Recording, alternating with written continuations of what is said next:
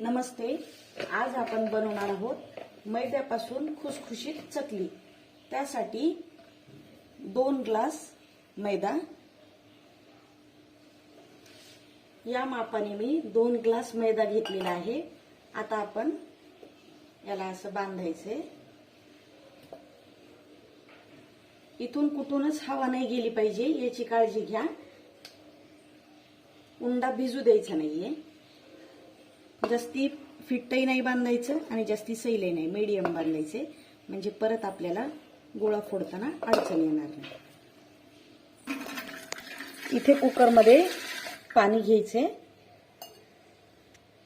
आता आपण यामध्ये ठेवूया बांधलेला मैदा.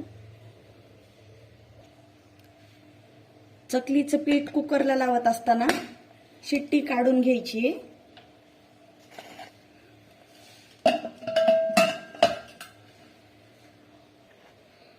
यावर एक प्लेट झाकायची, म्हणजे मैद्यामध्ये पाणी जाणार नाही.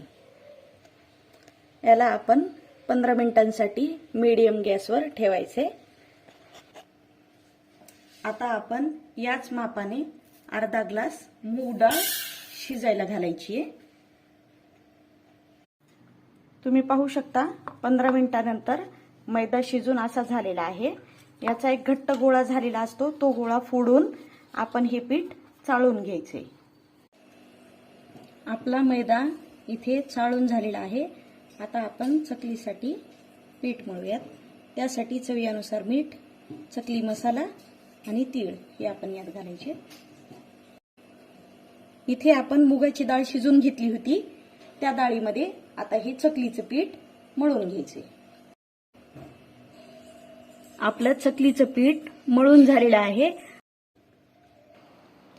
चकली मसाल्याची रेसिपी आपल्या चॅनलवर अपलोड केली आहे, ती तुम्ही जाऊन एकदा नक्की पहा.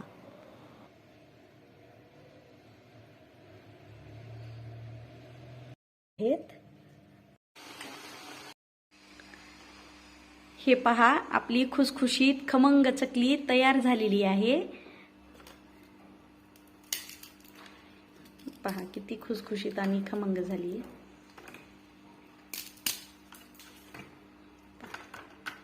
मैद्याची चकली खूप छान होते. तुम्ही एकदा नक्की करून पहा आणि केल्यानंतर चकली कशी झाली ते मला नक्की कमेंटमध्ये सांगा. आपल्या चॅनलवर येणारे नवनवीन व्हिडिओ पाहण्यासाठी चॅनलला लाईक करा, शेअर करा, कमेंट करा. धन्यवाद.